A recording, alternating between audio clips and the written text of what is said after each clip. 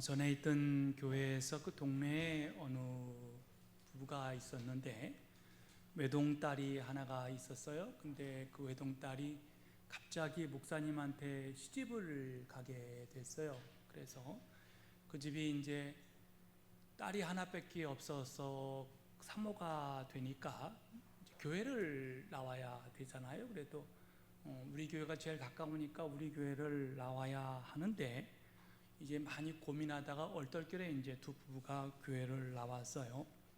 처음에는 이제 고통스럽죠. 왜냐하면 생판 처음 교회를 와서 뭐 여러 가지로 이제 교회 생활하는 게 쉽지는 않았죠. 뭐 수요일 나와라, 금요일 나와라, 뭐 속해드려라, 뭐 이게 굉장히 이분한테는 부담스럽고 어려운 그러한 부분이었습니다. 근데 이 여자분이 노래를 굉장히 잘해요. 노래를 굉장히 잘하는데 뽕짝을 정말 감칠나게 이렇게 꺾습니다. 그래서 굉장히 노래를 잘하는데 예배 시간은 다 견딜 수가 있는데 이게 이제 노래하는 게 제일 좋은 거예요. 찬송가도 부르는 게 제일 좋고, 그리고 이제 찬송가는 그래도 이제 부르겠는데 목사님 설교하면 이게 뭔 말인지 알아들을 수가 있어야지요. 굉장히 어려워요. 그래서 주일 오후 이제 찬양 예배 때 제가 그분한테 나와서 노래 하나 하시라고 이야기를 했어요. 그래서 나와서 노래를 하는데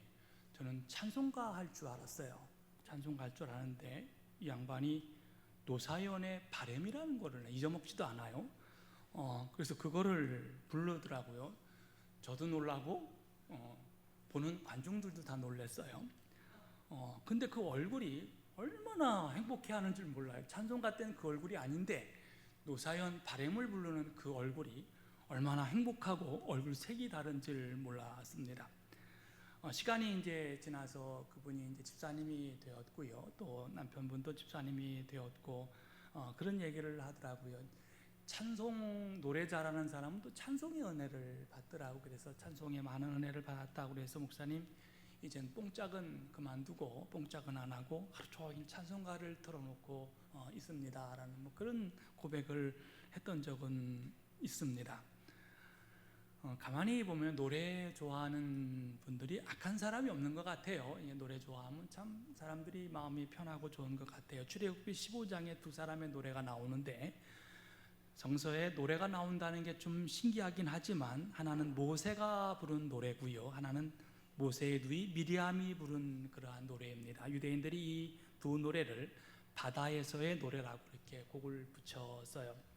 홍해 앞에서 홍해 지나간 다음에 부른 그러한 노래인데 어떤 가락으로 불렀는지는 잘 모르겠습니다만 모세가 독창을 하는데 이렇게 합니다.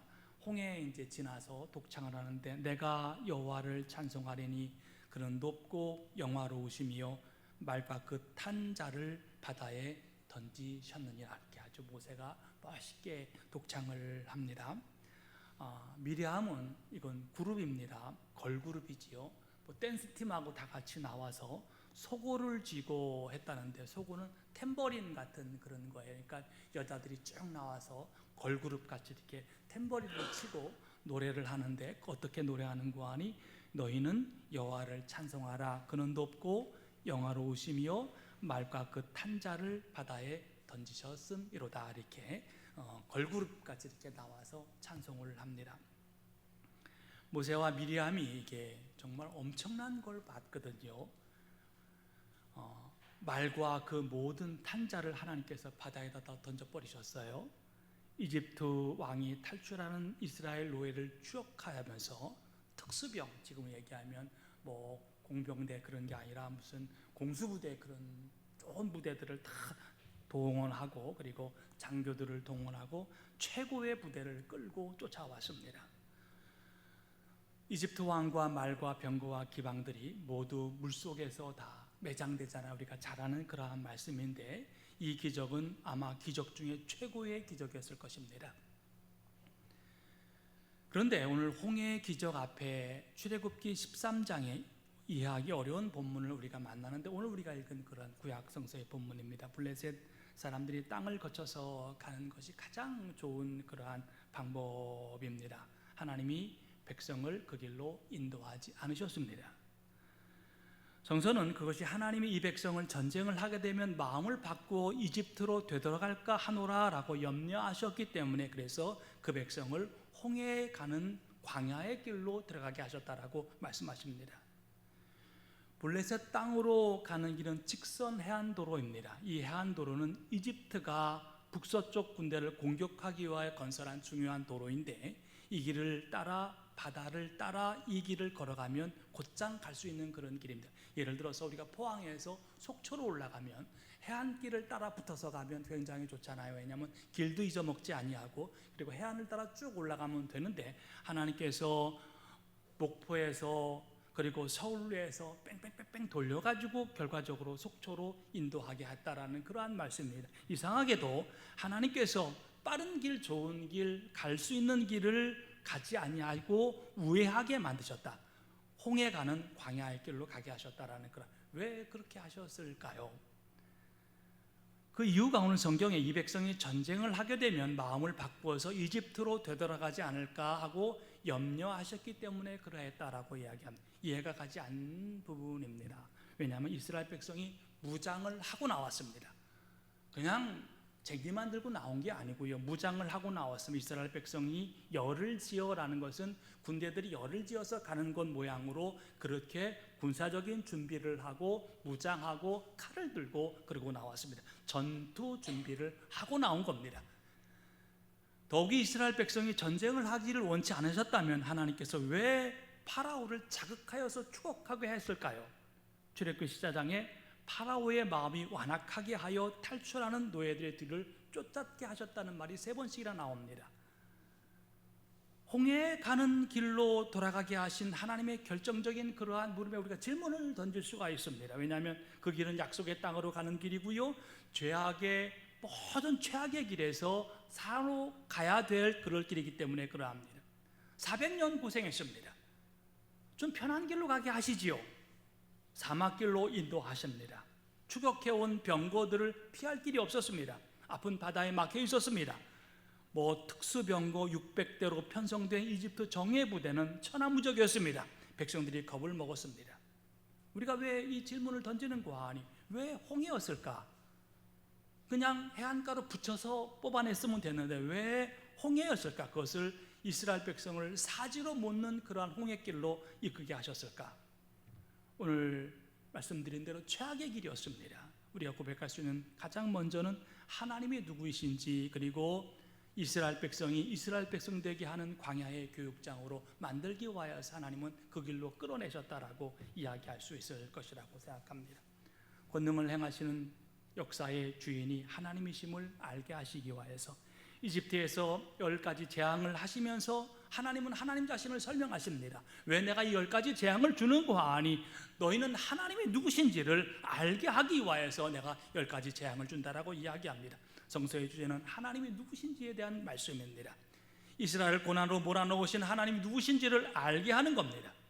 우리도 먼저 삶의 한복판에 있지요. 광야의 길을 갔지요. 이 광야의 길을 통하여서 하나님이 누구신지 알게 하게 하시고 내가 하나님의 자녀 그리고 하나님의 크리스찬임을 알게 하시기 위하여서 우리를 광야길로 끌고 가십니다.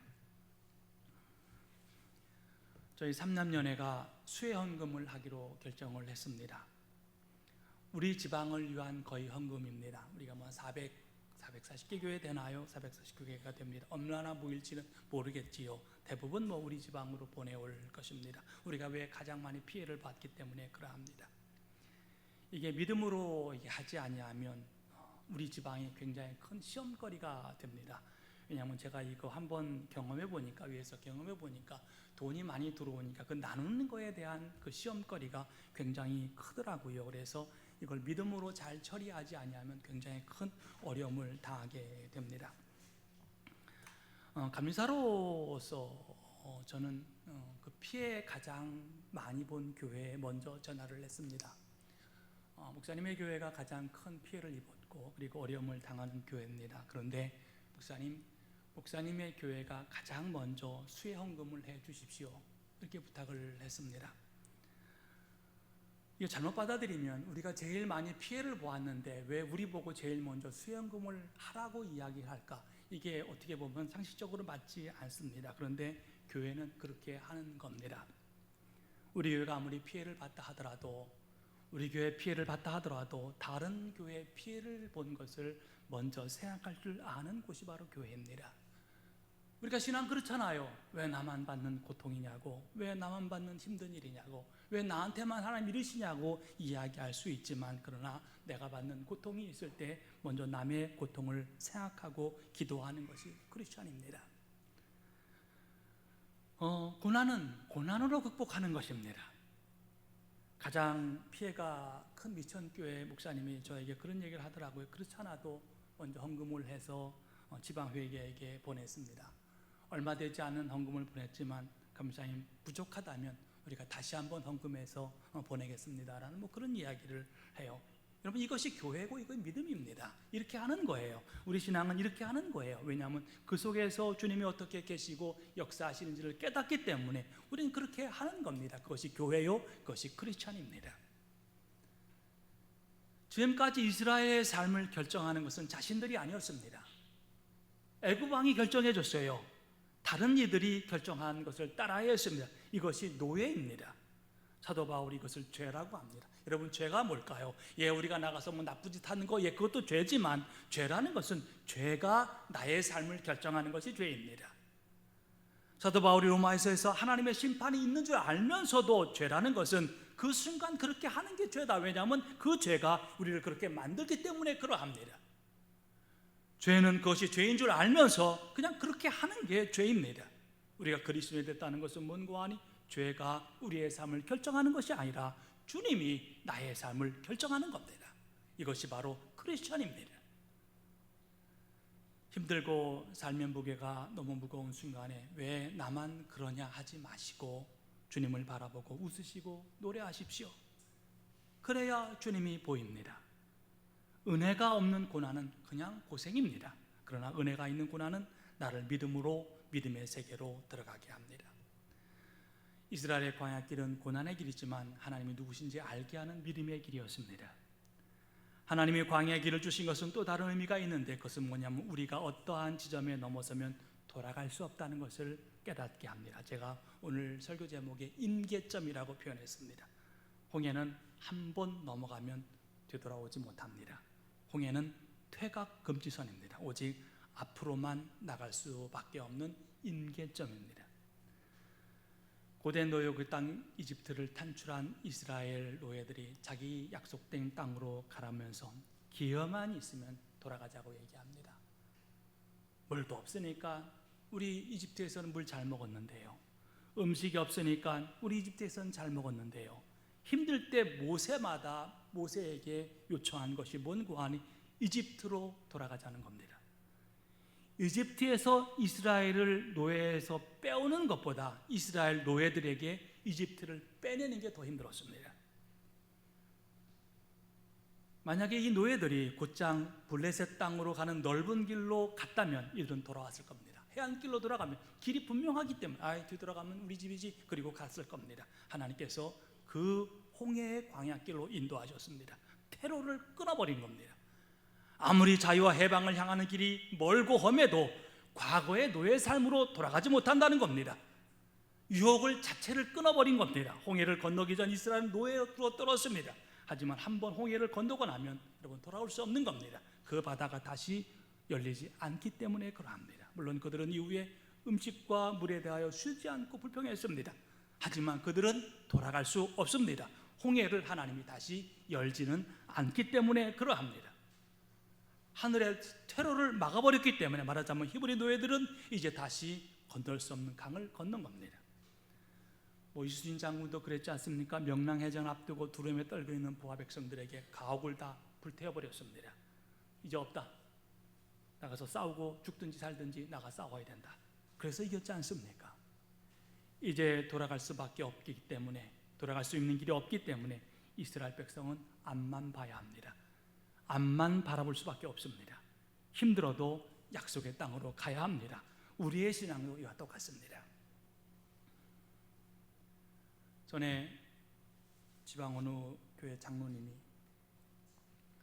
자기 딸이 있는데 저보고 중매 좀 쓰라고 그래서 별로 중매를 쓰고 싶지 않았는데 친척의 중매를 쓴 적이 있습니다.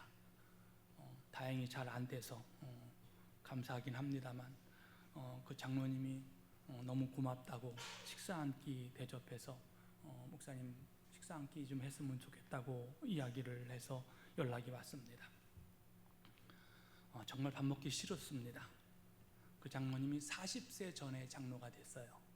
그러니까 굉장히 지금은 45세 이상 돼야 장로가 되지만 그때는 40세 이전에도 줬어요. 38인가 36세 뭐 장로가 됐어요. 이게 연애 연급이 높으니까 모든 정치의 우선순위예요. 아주 유명한 정치 장로예요. 담임 목사님도 굉장히 힘들어 하세요. 뭐 그 양반하고 내가 밥 먹고 싶겠습니까? 밥 먹고 싶은 마음이 없는데 둘이 앉아서 이제 어느 방에 앉아서 밥을 먹는데 장로님이 그 얘기를 해요. 자기에 대해서 어떻게 생각하냐요. 아니 우리가 무슨 선보는 것도 아니고 내가 자기에 대해서 어떻게 생각하는지 뭐 알아서 뭐 해요. 근데 제가 성님께 오기 전에는 굉장히 못됐습니다. 그리고 이게 그렇게 하면 안 되는데 그대로 얘기해 줬어요. 남들이 욕합디다. 그리고 뭐 정치장로 아니요. 그 정치장로를 누가 어느 담임이 좋아하겠습니까? 그리고 내가 욕한다 그러면 쌈날 것 같아서 대부분 목사들이 좋은 얘기는 안 합디다. 그리고 뭐 그 장로님은 왜 이렇게 됐어? 그렇게 물어보니까 그 장로님이 하는 얘기가 뭐하니 나도 옛날엔 목사님 이러지 않았습니다. 30, 40대 그때는 정말 다 내놓고 그리고 하나님 앞에 헌신하고 노력했습니다. 그리고 그 과정을 쭉 간증하면서 그런데 목사님 지금은 이 모양이 됐네요. 제가 여기까지 올라왔습니다. 하나님 나라를 이 모양으로 갈까요? 전의 모양으로 갈까요? 여기까지 올라오는데 차마 그거는 못 물어봤습니다. 여러분 어떤 모습으로 갈까요? 옛날에 잘했던 그 장로의 모습으로 하나님 나라 갈까요? 제가 보기엔 용모양 요꼴로 갈 것 같아요. 하늘나라는 지금의 모습으로 가는 거예요. 과거의 모습으로 하나님 나라 가는 게 아니고요, 지금의 모습으로 하나님 나라 가는 거예요. 절벽 끝에 몰려 있다고 불행한 것 아니에요.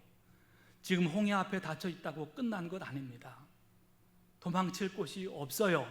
그러나 우리가 우리 자신도 그렇게 할 때 놀라운 힘과 능력이 나옵니다. 하나님 내가 넘어질 줄 아는 존재임을 알기 때문에 벼랑 끝으로 내모셔서 홍해의 막다른 골목으로 몰으셔서 또 다른 믿음의 길로 인도하세요. 하나님이 퇴로를 끊으시면 뒤돌아보지 말고 앞으로 나가야 됩니다. 하나님 우리에게 힘을 주셔서 싸우고 이기게 하십니다. 우리 앞에 가시며 구름 기둥으로 불 기둥으로 우리를 인도하신다고 약속해 주셨어요. 길이 끝나는 곳에 또 다른 길이 있는 거예요. 언제나 다른 길로 시작을 합니다. 사도 바울이 그런즉 우리가 무슨 말을 하리요? 은혜를 더하게 하려고 죄를 거하겠느냐? 그럴 수 없느니라. 죄에 대하여 죽은 우리가 어찌 그 가운데 더 살리요? 이게 무슨 죄인 거 아니? 우리가 죄에 대하여 죽었다는 겁니다. 무슨 말입니까? 세례를 받고 그리스도 예수 안에 하나가 된 우리는 모든 세례를 받을 때 그와 함께 죽었다는 얘기입니다. 옛사람이 그리스도와 함께 십자가에 달려 죽었다는 겁니다. 그 목적이 뭔고 하니 바울은 우리 옛사람이 그리스도와 함께 십자가에 달려 죽은 것은 죄의 몸을 멸하고 우리가 다시는 죄의 노래에 되지 않게 하려 하십니다. 다시 죄로 가지 않는다라는 그러한 말씀입니다. 죄에 대하여 죽었기 때문에 그리스도 예수 안에서 하나님에 대하여 살아있는 자로 살아간다는 말씀입니다. 이 둘을 가르는 게 뭘? 십자가입니다.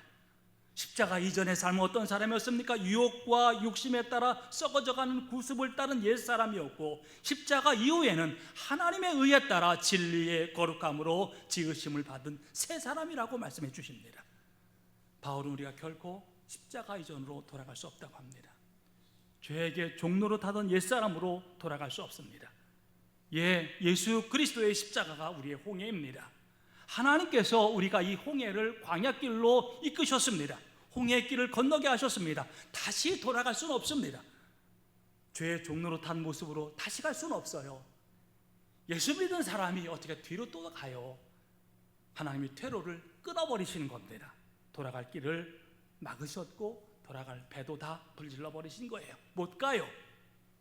앞으로 갈 수밖에 없습니다. 저 가나안 땅 생명시내가에 바라보며 앞으로 나갈 수밖에 없습니다. 그리스도께서 우리를 자유케 하시려고 자유를 주셨으니 그러므로 굳건하게 서서 다시는 종의 멍에를 매지 마십시오. 이렇게 이야기하시거든요. 우리의 삶은 예수 믿기 전과 예수 믿는 삶으로 구분됩니다. 전에 내가 이렇게 예수를 믿었는데, 그것도 은혜지요. 그것도 귀한 것입니다.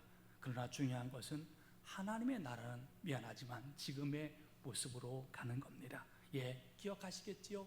수고하고 믿음 안에서 은혜 가운데 거하게 하신 것 기억하시겠죠? 그러나 그거 가지고 하나님 나라 가는 게 아니고요, 전에 미천 가지고 하나님 나라 가는 게 아니고요, 지금 이 자리에 우리의 선 모습을 가지고 하나님의 나라에 가는 겁니다. 그래서 사도 바울이 뭐라고 얘기해요? 나는 오늘을 살아갑니다 라고 이야기합니다. 오늘 내 모습이 하나님께서 받으실 믿음의 모습이다라는 그러한 말씀입니다. 사랑하는 성도 여러분, 우리가 죽음의 강을 건넌 것입니다. 우리 막내딸이 어저께 그 집회에 가서 뭘 들었는지 모르지만 목사가 힘들고 어려운 거를 그런 얘기를 했나 봐요. 그래서 저보고 문자가 와가지고, 잠자야 되는데 문자가 와가지고, 아버지는 어려움을 어떻게 극복했습니까? 그래서 내가 지겨워서 기도해서 극복했다 했더니, 기도할 때 붙들고 한 말씀을 하나 적어주십시오. 그래서 핸드폰을 꺼버렸어요. 그만해라 이제. 평생 내가 얘기해 준 거잖아요. 얘는 살면서 우리 아버지가 어떻게 겪어왔고 우리의 삶을 어떻게 겪어왔고, 그 평생 얘기한 건데 뭘 새롭게 무슨 성경 구절을 달라고 그래요. 물론 줬으면 좋겠습니다만 지금의 모습이 중요한 거예요. 지금의 모습을 가지고 하나님 앞에 나아가는 거예요. 여러분 그렇잖아요. 저도 100살은 살기를 원합니다. 여러분도 100살을 살기를 원합니다. 그런데 우리가 하나님께서 우리에게 주신 그러한 믿음의 삶은 오늘 이 자리에 우리의 모습이 하나님이 원하시는 모습인지, 그리고 하나님이 사랑하시는 모습인지, 하나님께서 받으실 만한 모습인지, 그래서 우리는 오늘을 사는 사람들입니다. 사랑하는 성도 여러분, 그리스도로 우리가 죽음의 강을 건넜습니다. 못 가요. 예수 믿은 사람은요, 홍해 저 뒤쪽으로 못 가요. 왜냐하면 예수 그리스도가 십자가를 통하여서 홍해를 갈라놨는데, 저쪽으로 간다고 예수님이 또 열어주겠습니까? 안 열어줘요. 이거는 끝난 거예요. 우리가 구원받은 건 끝난 겁니다. 이젠 앞으로만 가는 거예요. 앞으로만 걸어가는 게 믿음이고 신앙입니다. 하늘나라를 향하여 우리가 앞으로만 걸어가는 겁니다. 저와 여러분이 무섭고 힘든 날들이지만 열심히 주님 바라보고 앞만 보고 걸어가는 저와 여러분 되시기를 주님의 이름으로 축원합니다. 우리 기도하시겠습니다. 은혜로우신 하나님, 구원받았사오니 감사합니다. 우리가 어찌 또 뒤로 걸어가겠습니까? 주님은 그거 열어주지 아니하십니다. 앞으로 갈 길만 열어주십니다. 그래서 우리가 앞으로 걸어가게 인도하여 주옵소서. 정말로 우리가 살아오면서 얼마나 많은 믿음의 신앙을 경험했는지 감사합니다. 아버지, 그 감사한 것이 이 자리에 있게 하여 주셨고 이 자리를 서게 하셨습니다. 그러나 우리의 모습이 지금 주님이 사랑하는 모습이 되게 인도하여 주시옵고, 우리의 모습이 하늘나라의 모습이 되게 인도하여 주시옵소서. 주신 은혜 감사드리오며 예수님 이름으로 기도하옵나이다. 아멘.